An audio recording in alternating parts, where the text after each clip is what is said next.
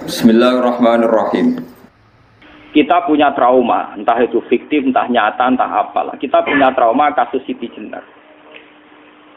Orang yang mendalami la ilaha illallah secara intensif, ya, entah itu disebut kalimat sodo, bosuluk, boseloko, mbah kono pokoknya. Orang yang memahami la ilaha illallah secara intensif, itu pasti menuju ilmu hakikat. Dan menuju ilmu hakikat pasti ngalami hakikat yang khoyali. Ini rungokno tenan iki. Hakikat yang napa? Khoyali. Dan hakikat yang khoyali ini mulai menipu. Ya, kalau sudah begitu ruwet. Misalnya ngeten nggih. Ketika kula maca nggih diskusi ini utai perdebatannya kali jago mbek Siti Jenar. Saat itu ada Sunan Bonang juga. Kamu sujud pakai apa kali jaga? Ya pakai jasad. Dari Siti Jenar, daging kamu itu hanya onggokan daging. Nanti itu jadi bangkai. Dan setelah jadi bangkai itu habis. Kamu nanti ditulis Tuhan tidak termasuk yang sujud. Kebuat yang mbok sujud itu bentek. Mikir kan juga. Rugi ke sujud mbek bathuk mbek tangan. Jasad tem sampean ku entek. Ora ana sing crita kowe nak sujud mergo jasad itu mbok sampean dadi bang. Lah nek ngono sujud ning hakikat ora usah bathuk, ora usah tangan, ora usah sikil, yo rohem iku lho kon sujud mbek pangeran. Nek sujud mbek fisik ku rugi wong fisik sobanan. Mikir kali. Wong bolak-balik kali Joko mantan wali preman terus jadi debat pusing. Siti Jenar tahu belajar tasawuf ning Irak. Sing jelas sing mulang gak satem ora menangi. Wah, uang ini menjadi perdebatan. Sehingga keyakinannya kayak Siti Jenar, la ilaha illallah itu ya wahdatul wujud itu, innalillahi wa inna ilaihi. Selama ini kalau orang syariat misalnya, orang syariat itu kalau ada orang mati, misalnya Kak Ruhin mati, ini aku kan muni innalillahi wa inna ilaihi raji'un, saiki Ruhin wis mate. Mate itu balik ning penge. Itu cara wong hakikat kan salah besar. Orang mati itu tidak ada, cara ilmu hakikat dan orang mati itu tidak ada. Roh ini tersiksa di alam fisik. Jadi ruh ini tersiksa di alam fisik. Karena ketemu ning jasate ruh. Tersiksa itu. Akhire ape mangane kudu kerja piring Jepang tersiksa roh. Asal roti memang tersiksa. Misalnya kiai ape mangane dadak kudu pidato 2 jam bareng tersiksa. Roh iki napa? Tersiksa. Mergo roh ora buta mangan, ora buta ngombe, tapi gara-gara melok fisik. Paham ya? Loh ini tenang kenapa raya bener. Lah kula boten. Sampeyan betul lho guru waras maksudnya nggih. Artinya waras secara akademik karena ada referensi, ada marojek nggih. Waras secara hakikat. Kula niku mau merasake sampeyan wis ilmu hakikat. Artinya saya juga ngalami ilmu hakikat. Lan ketika sing aran hikam wong ora tau muka safar ora usah dadi ulama. Entah sekian detik ulama itu harus pernah muka safar. Biar merasakan ilmu nopo ada. Tapi ilmu hakikat itu bisa dilogikakan sebelum sampai secara musyahadah. Paling enggak bisa sampai secara logika.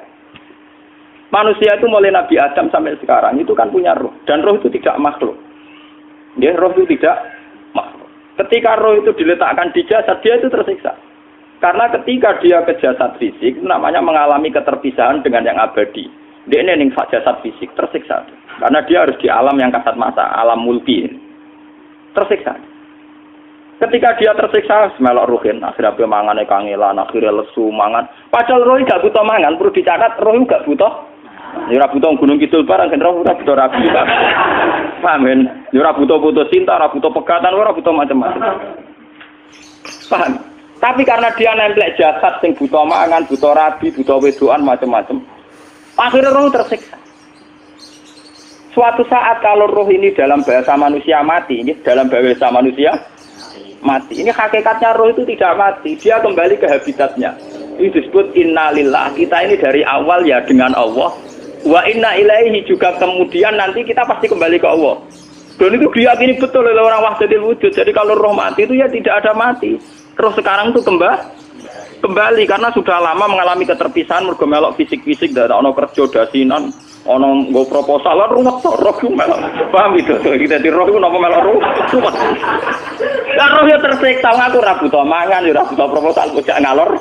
Itu tersiksa. Makanya dalam cerita-cerita Jalaluddin Rumi yang otentik di kitab-kitab begitu. Ketika beliau mau meninggal, muridnya itu nangis. Dari Jalaluddin Rumi, kamu jangan nangisi saya ini mau pesta, saya ini mau pesta perkawinan. Kamu tidak merasakan penyesalan saya. Saya ini lama menyesal karena harus hidup bersama kamu. Terus saya ini tersiksa karena ngalami alam yang rusak, yang fana. Alam yang fana. Harusnya roh saya itu di alam abadi, bukan di sini. Maka jangan tangisi kematian saya. Kematian saya adalah kembalinya roh ke habitatnya. Semenjak itu kematian dianggap malam perkawinan. Karena roh kembali. Walhasil ngono iku cara ilmu tasawuf bahasa Arab jenenge wahdatul wujud, kena Jawa Yogyakarta Solo keadaan jenenge manunggaling kawula. Mergo sing rawan ngono rugen lho, Pak. Nek tak terangno detail. Dadi bathuk mesti iki buku sujud kan. Niku sampeyan ilang. Dadi seksine ora ono cara teorine sinten Siti? Rugi kowe. Wis jadi ya gento. Pak kali coba mantan preman jak debat terus ora ngono mbok terus tak pateni kowe. Lah debat ini biar ra iso. Premane kumat. Ya sam preman jak debat ilmi. Ngono ku model. Kali Joko yo ora salah. Dise sing dina Umar nggih ngoten. Umar sahabat top. Lah jak debat atau milih tak patenane ya Rasulullah. Gak iso dene ilmiah. Mantar preman pasar rukat terus jadi sahabat top debat yang milih mate. Jadi wonten cerita wong Yahudi njaluk keputusan Nabi bareng wis diputusno Nabi cek mamang ndak tenang keputusane ngono dalam sengketa duniawi. Bariku takok ya Ali, aku mau sowan ning Nabi Muhammad dikai keputusan tapi mamang cara kowe pilih sampai Ali dikai keputusan persis kanjeng Nabi cek mamang meneh takok Umar. Apa marah aku mau singgone Muhammad, singgone Ali, kayak keputusan kok mamang mar. Cara kowe piye? Urusan duit. Entah ini, entah dia melepuh buat apa? Uang diputus Nabi ora mar. Buat mati. Gawe. Mereka mantan apa? Cara mantan intelektual kan ya wajar wong Yahudi kok percaya Nabi. Kan bareng cara Ali ya sederhana. Gak percaya wis kandhani. Ora mencara ali tenan. Lah ora bapatene. Ya wajar wong Yahudi kok percaya Nabi, nek percaya ora situ Yahudi Muslim. Lah ali situ Gus Dur. Lah Gus Dur beda piye tenang. Ali nyen ngoten watake ngoten. Nasibe padha. Ali itu ilmuwan yang jadi presiden gak sukses. Sing niru Gus Dur. Mergo ning dinggo nek wong pinter mimpin ra sukses. Wong pinter gampang maklumi. Lah misalnya kita jadi kiai wong pinter, kayak santri ini pacaran, maksud itu jangan langsung cawe itu. Wah ruwet, terus malah dalil zinalina subuh syahwat minan. Piye pondok tanpa pelaturan tadi. Paham ya? Ruwet tau? Mulane aja geman, iki kiai pinter teman-teman itu geman. Sing biasa wae ana syariate sithik-sithik. Sing kamane ana santri pacaran tersinggung, ana santri nakal tersinggung, sing ana rasane lha donya ana napa? Jadi nak guru kula nu urusan ilmu semi hakikat, mon gitu. Sehingga kayak Siti Jenar, cara pandang Siti Jenar itu masuk betul ning gone pemikiran para santrinya. Kados Ki Ageng Pengging siapa masuk betul karena masuk akal. Cara mereka napa? Betapa ndak ada artinya fisik ini. Nah, kalau semua fisik ini ndak ada artinya, kemudian yang ada artinya itu roh, perjalanan apa? Perjalanan roh, sehingga diartikan innalillah wa inna ilaihi raji'un. Inna sholati wa nusuki wa mahyaya wa mamati ku lillah. Lah kemudian sekarang sampean tak tanya misalnya ini latihan ilmu hakikat. Wa mahyaya lan penguripan ingsun. Kalau ingsun itu artinya fisik atau jasad, itu keliru besar karena jasad tidak pernah hidup. Yang hidup itu roh. Paham ya? Sekarang artinya wama mati itu apa? Kematian ingsun. Kalau roh itu tidak pernah mati, berarti kematian roh adalah keterpisahan dengan yang agung atau yang abadi. Dan semuanya itu lillahi rabbil alamin. Sehingga mereka mengatakan kematian itu satu pesta. Mulane kados Bilal ditakoki, ya Bilal, ketika murid-muridnya nangis bergape mati, Bilal ge seneng ae. Godan nalqal ahibbah Muhammad dan wa hisbah. Ya, nak mati malah senang tuh ketemu kekasihku. Sebab itu kematian tidak pernah jadi problem bagi mereka sing soleh. sing menembus ilmu hakikat. Paham? Tapi ilmu hakikat kayak ini itu yang diyakini Siti Jenar, diyakini Jalaluddin Rumi, diyakini para wali-wali wahdatul wujud. Dulu Syekh Husain sinten Al-Halal. Itu kemudian melahirkan prahara syariat. Prahara apa? Syariat. Sebab itu Wali Songo, oke Siti Jenar benar dalam filosofinya, tapi harus dibunuh. Karena menjadi prahara syariat. Sama dengan yang dikatakan Nabi itu benar, tapi menjadi prahara syariat. Akhirnya disomasi oleh Umar radhiyallahu anhu. Jadi sebetulnya sama, pola-pola ceritanya sama. Intinya sebuah ilmu hakikat harus dikawal napa? Syariat. Nggih kula bolak-balik, contoh paling gampang wit pisang. Wong nak mangan gedang kulitnya tetap dibuang. Tapi umpama gedang dari awal ora usah kulit, ra sido dadi gedang. Paham nggih? Meskipun kon ape dipangan ya dibuang. Tapi kita tidak bisa membayangkan pisang dari awal tanpa napa? Mbah kekeringan, mbah bosok, mbah ra sido dadi napa? Pisang. Terus pentingnya syariat lagi begini, malah penting ngaji wali-wali syariat yang pinter kados Sunan Kudus, kados Sunan Bonang. Andai kan tidak ada syariat itu dunia pun mesti rusak. Contoh paling gampang masalah pornografi, porno aksi. Jadi jenengan aja omongi ngono ibu ngakak-ngakak deh. Dari pangeran wis pirsa, kowe nek klambi pangeran ora tentora ya ora usah klambenan. Wong ora ana gunane. Kalau yang paling penting itu nazarullah, kenapa kowe klambenan barang? Wong kowe klambenan ora pangeran tetep pirsa. Nyatane si Jenar nak mulang nggih coba klambenan nang intine napa? Dinya ada nabi Sunan Bonang. Nah, aku percaya kabeh nazarullah ora usah napa? Klambenan. Tetapi teori ora usah klambenan iki dienggo tenan. Mulane nek pas do wiridan aliran sesat ciri utama. Kira klambenan tenan. Lah ruwet to. Lho iki tenan iki cerita. Iki pentingnya ngaji nggih. Ben sampean ngerti variasi riwayat kemudian kita orang syariat harus kayak apa, kemudian kenapa menjadi aliran wahdatil wujud. Lah terus kita-kita ini kan orang syariat. Memang kelemahan orang syariat itu akeh kok sampean-sampean siji mesti ra kramat.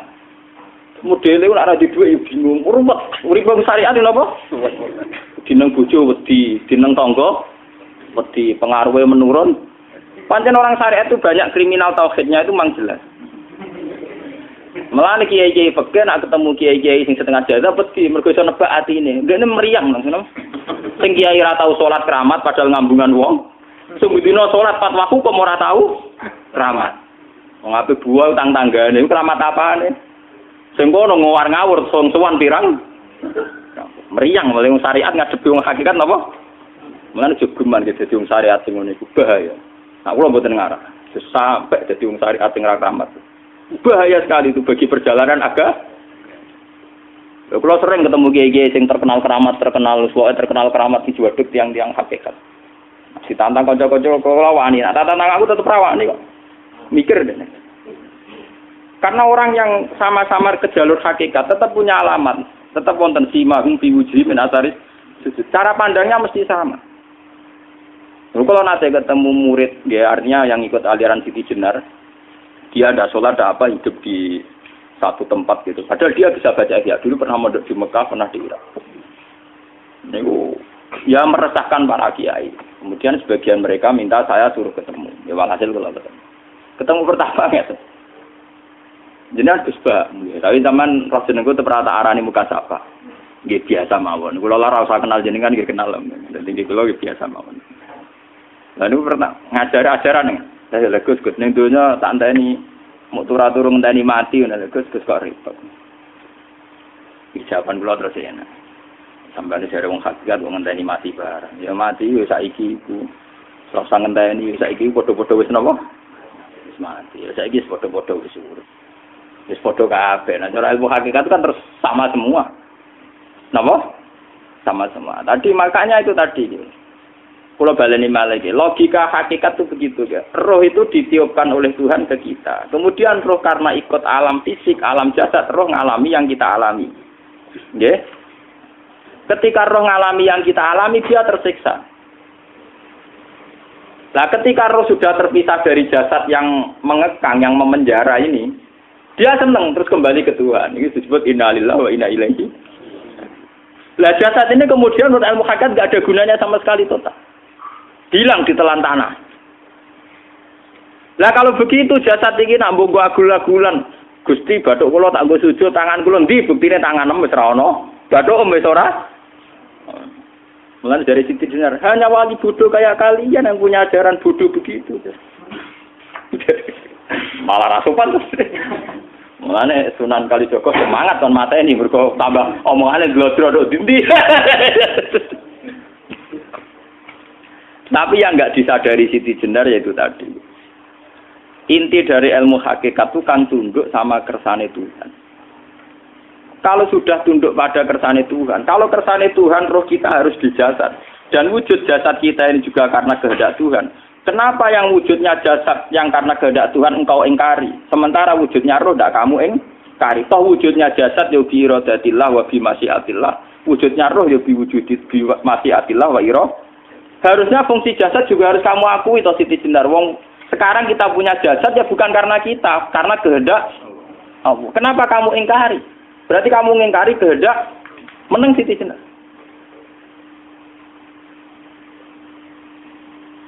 Makanya hakikat yang pertama Semi itu pasti khayal. Lah Siti Jenar itu hakikatnya baru yang sampai khayal itu. Jika dia tersesat. Sebetulnya kalau sudah hakikat beneran itu tidak perlu khayal begitu. Artinya tidak perlu khayal jasad kita sing senajan ora ana gunane ini. Tetap piye wae wujudnya karena kehendak Allah. Juga kita harus terima.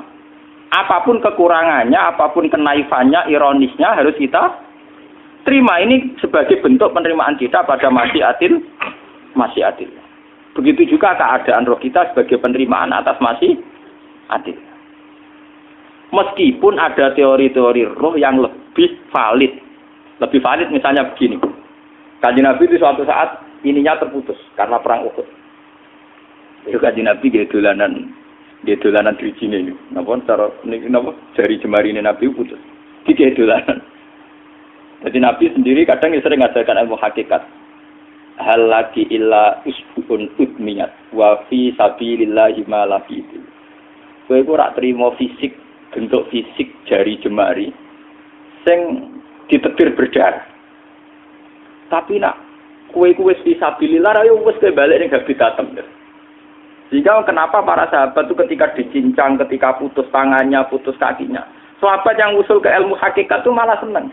Karena jasad kita ini kan ila sabilillah menuju jalan Tuhan. Sekali dia sudah terluka fisabilillah itu sudah menemukan formatnya. Cara teori Cina sudah menemukan formasinya.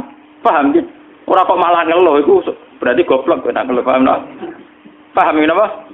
Jadi makanya Nabi ngendikan ya itu sudah ketemu formatnya.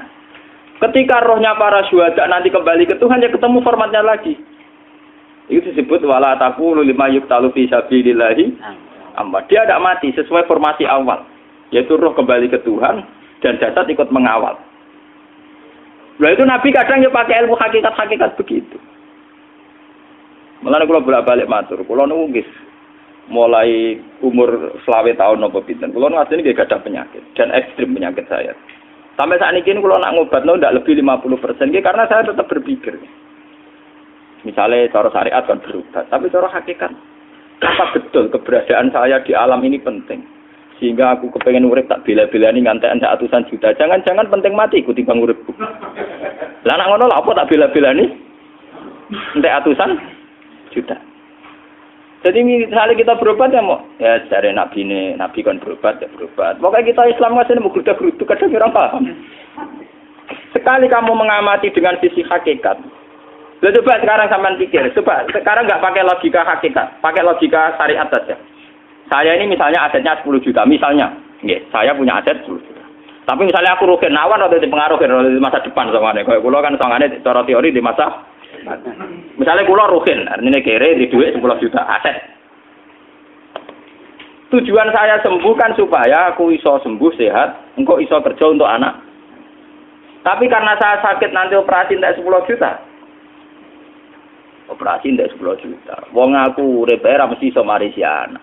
Apa meneh nek duit 10 juta tak ada gue berobat malah jelas ra iso marisi. Lah nek ngono penting matiku ya dibanding 10 juta.